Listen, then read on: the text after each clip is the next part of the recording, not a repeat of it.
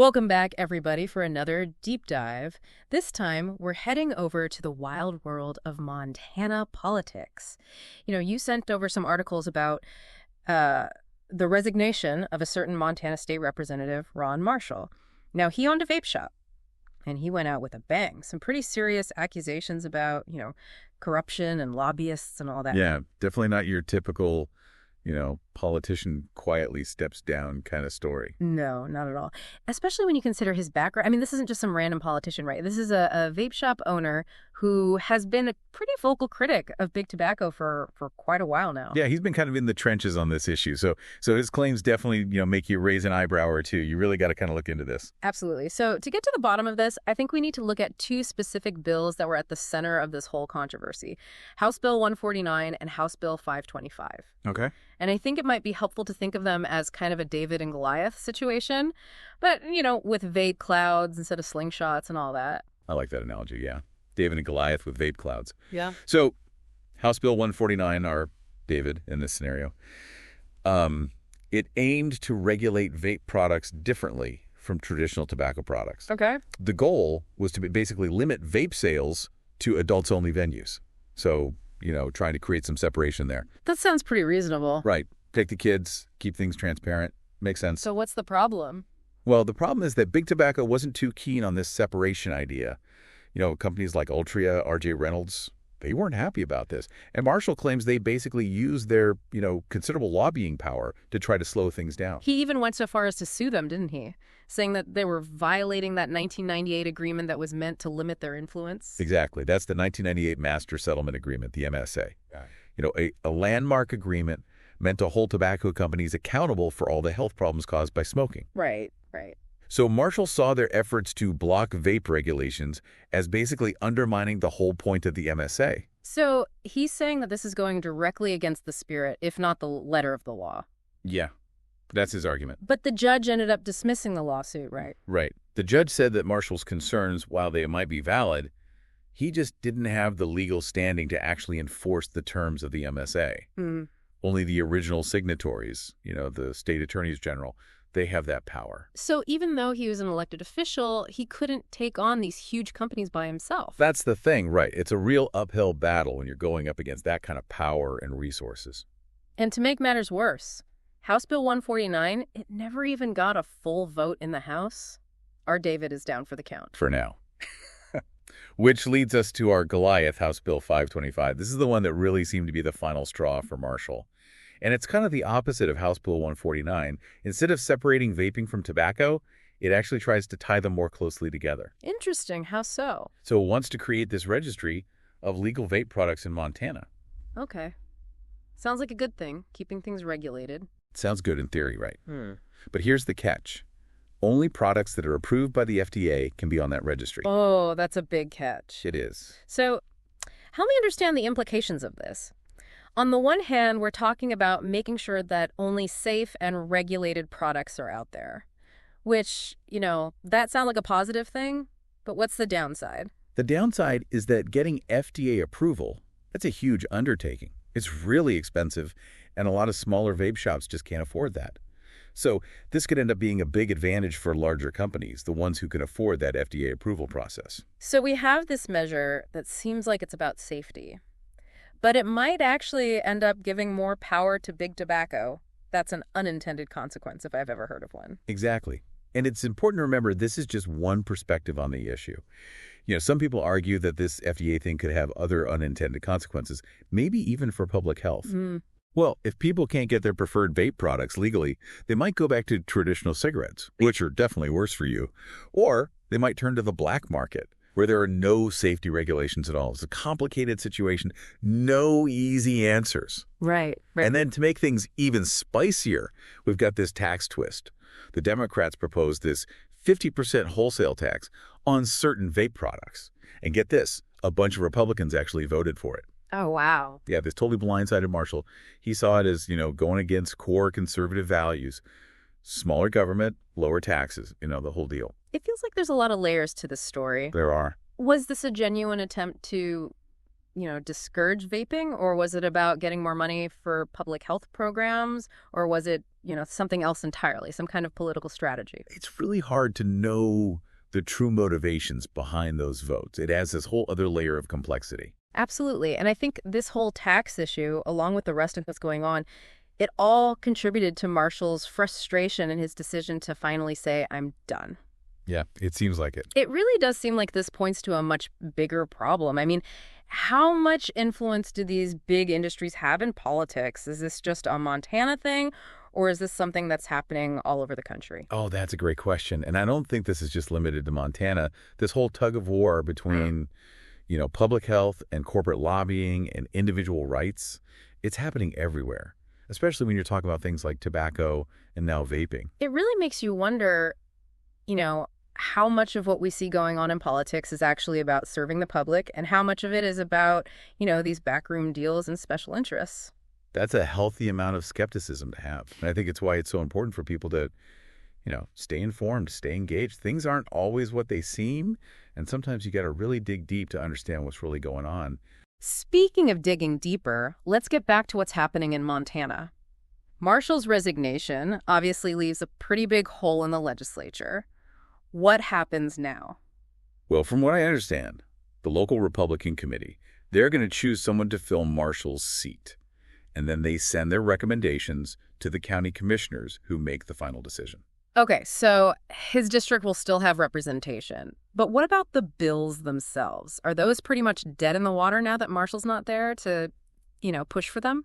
Not necessarily. House Bill 525, the one we were talking about, the one backed by Big Tobacco, the one with the FDA approval requirement, it's still moving forward. It's already passed out of committee, and it could very well end up on the House floor for a vote. And if it passes there, it goes on to the Senate, right? Right. So this whole fight that Marshall was so passionate about, it could keep going even without him. That's right. And it'll be interesting to see if anyone else steps up and picks up the torch, Will other lawmakers raise those same concerns that Marshall did? Will they try to challenge the influence of Big Tobacco? Will they push back against this whole FDA registry thing? It's really kind of up in the air. Yeah. It'll be interesting to see how that all plays out. But what about Marshall's bill? House Bill 149, the one that tried to separate vape products from tobacco. Any chance that one could make a comeback? It's a long shot, but you never know.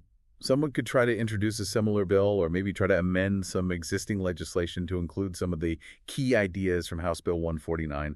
For now, though, it seems like that fight's over. So the drama in the legislature is far from over. But, zooming out a little bit, what does all this say about the state of politics in Montana? I mean, you've got this vape shop owner taking on Big Tobacco, accusations of corruption, some strange political alliances. It's a lot to unpack. It really is. And I think it's a perfect example of just how complicated and messy state-level politics can be. You see money and influence and ideology all crashing together. And it shows how even what seems like a simple policy decision can have all these ripple effects that you might not expect. It really is a reminder that things are rarely as simple as they appear. And the fact that some Republicans voted for that tax on vapes, that really shows you that these political parties, they aren't always so unified, Exactly. There's often divisions and competing priorities, and you get these weird alliances depending on the issue. It's a good reminder to look beyond those party labels and really try to understand each situation on its own terms. So how might all this affect the average voter in Montana? If you were a voter following this whole saga, what would stand out to you? That's an important question to think about. Would these events make you more likely to support candidates who, put their values ahead of corporate interests? Would you be more skeptical of bills that seem to help big companies but maybe hurt small businesses? Yeah. These are questions worth considering and talking about. Yeah. It's a good reminder that we all have a role to play in shaping the policies that affect us. But, before we get too deep into the philosophy of it all, there's one thing I'm curious about.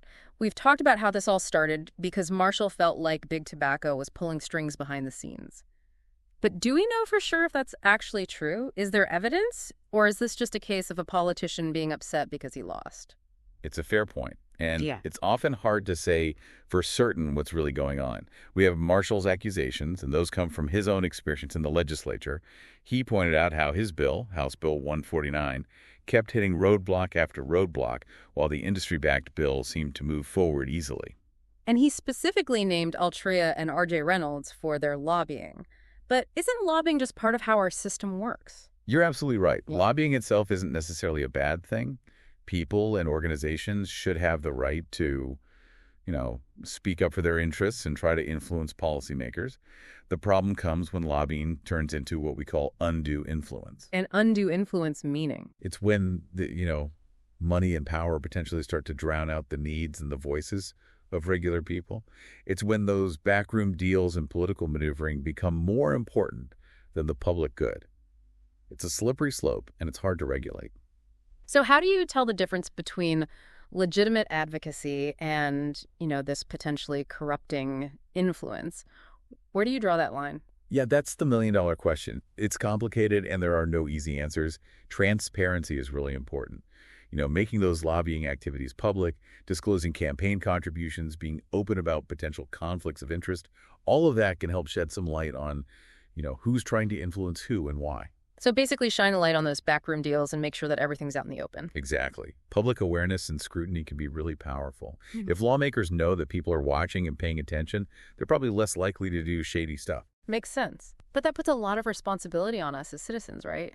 We can't just assume that everything's on the up and up. We have to stay informed and engaged, which is why these deep dives are so important. I agree. And the good news is there are resources out there to help us stay informed. You have independent journalism and groups like the Montana Free Press that you mentioned earlier. They're doing some great reporting and analysis that helps us make sense of these complex issues and, hold our leaders accountable. So let's imagine for a second that these tobacco companies are actually found to have violated the master settlement agreement. What happens then? Are there any real consequences, or is it just the slap on the wrist? The state attorneys general, they have the power to enforce that agreement. If they find enough evidence of a violation, they can take legal action against the companies.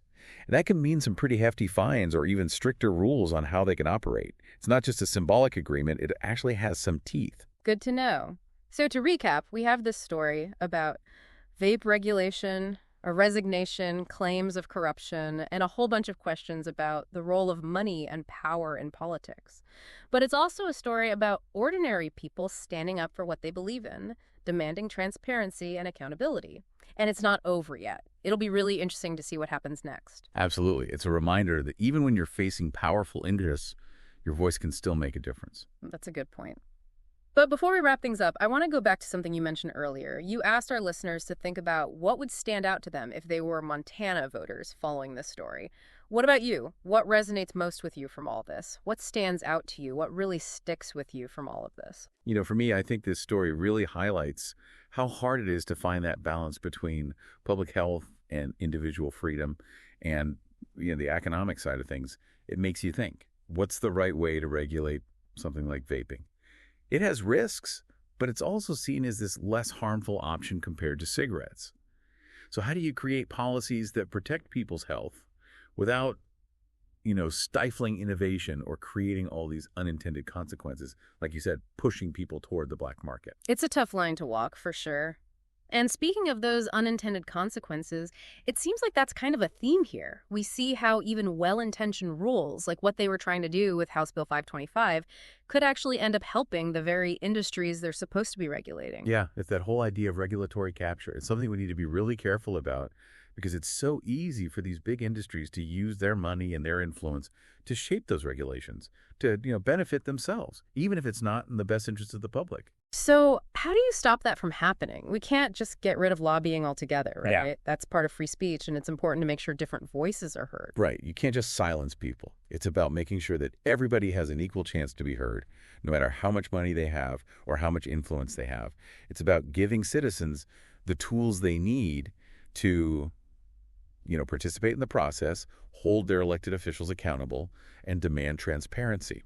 So it's not just about what's happening in the legislature. It's about what we do as citizens, as voters, as members of the community. We can't just sit back and assume that someone else is going to handle it for us. Absolutely. It's Yeah. about staying informed, making your voice heard, and supporting groups that are fighting for transparency and accountability in government. It's Yeah. about recognizing that we all have a part to play in shaping the policies that affect our lives. Well, this deep dive has been really enlightening. We started with the resignation of one state representative, and now we're talking about lobbying, regulatory capture, and this whole ongoing struggle to balance public health and an individual freedom.